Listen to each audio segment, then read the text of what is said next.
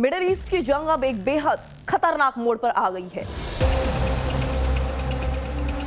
Iran ने Israel के रिहायशी इलाकों पर क्लस्टर मिसाइलों से हमला कर पूरी दुनिया को चौंका कर रख दिया है। ये कोई साधारण मिसाइलें नहीं है, बल्कि हवा में फटकर मौत के छोटे छोटे टुकड़े बरसाने वाला एक किलर बम है। तेल अवीव से लेकर पटे टिकवा तक इजराइल की सड़कों पर मलबे और धमाके की गूंज गूंज रही है। क्या ईरान का ये कदम महायुद्ध की शुरुआत है? और क्या रूस और चीन बैकफुट से इस युद्ध को सपोर्ट कर रही है?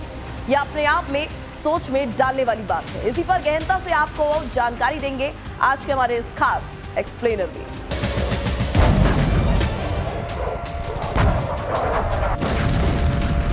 ईरान की क्लस्टर बम मिसाइलें जो आग के गोले की तरह कहर बरपा रही हैं। फिलहाल इजरायली सैन्य अधिकारियों ने इसे लेकर अब यह दावा किया है कि ईरान ने इजरायली क्षेत्र की ओर क्लस्टर बम ले जाने वाली बैलिस्टिक मिसाइलें दाग दी हैं, जो मौजूदा युद्ध में इस तरह के हथियारों के पहले कथित उपयोग को दर्शाती हैं। क्लस्टर बम आधुनिक युद्ध के सबसे विवादास्पद हथियारों में से एक है, और हो भी क्यों ना, आखिरकार इनकी खासियत ही ये है कि ये दर्जनों छोटे विस्फोटकों को एक विस्तृत क्षेत्र में बिखेर देती हैं।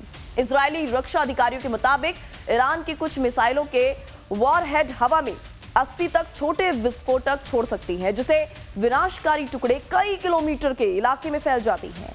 सैन्य विश्लेषकों का मानना है कि इन हथियारों के इस्तेमाल से संघर्ष की प्रकृति बदली जाती है। एक जगह पर एक बड़ा विस्फोट होने के बजाय क्लस्टर वॉरहेड के कई छोटे बमों को बड़े क्षेत्र में फैला देती है, जिससे नागरिकों को जो खतरा होता है वो कई गुना ज्यादा बढ़ जाता है, और युद्ध खत्म होने के लंबे समय बाद भी कई विघटित बम घातक बने रह सकते हैं।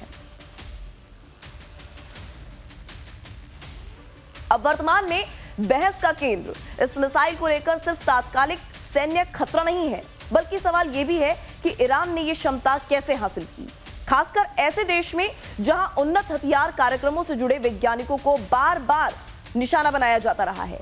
इजरायली विशेषज्ञों ने यह संकेत दिया है कि बाहरी मदद इसमें शामिल हो सकती है, जिसमें रूस या चीन को लेकर शक की निगाहें और पैनी हो गई हैं।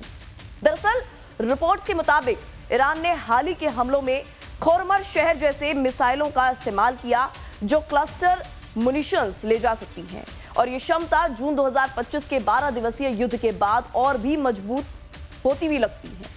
हालांकि रूस और चीन ने ईरान के साथ मजबूत आर्थिक और कूटनीतिक संबंध बनाए रखे हैं, लेकिन वो अब तक प्रत्यक्ष सैन्य सहायता देने से बचते भी नजर आए हैं। फिर भी इन क्लस्टर सिस्टम्स की उन्नति पर सवाल उठ रहे हैं कि क्या तकनीकी सहयोग या ज्ञान हस्तांतरण यहां पर हुआ है। ये घटना मध्य पूर्व में चल रहे संघर्ष को और भी ज्यादा जटिल बना रही है, उलझा रही है, जहां नागरिक क्षेत्रों पर ऐसे हथियारों को इस्तेमाल अंतर्राष्ट्रीय मानवीय कानून के उल्लंघन के रूप में देखा जा रहा है। तो ईरान के इन क्लस्टर हमलों ने युद्ध के नियमों को पूरी तरह से बदल दिया है। जहां इजराइल अब अपने आयरन डोम को और अभेद्य बनाने की कोशिशों में है, तो वहीं ईरान की ये नई रणनीति पूरी दुनिया के लिए खतरे की घंटी साबित हो रही है। साफ है, मिडिल ईस्ट की ये आग अब शांत होने वाली नहीं है, बल्कि और भी ज्यादा भड़कने वाली है।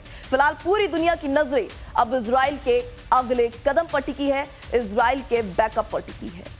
तो आज के हमारे खास एक्सप्लेनर में इतना ही। फिर हाजिर होंगे नई जानकारी के साथ, तब तक के लिए बने रहिए हमारे साथ और देखते रहिए लाइव टाइम्स।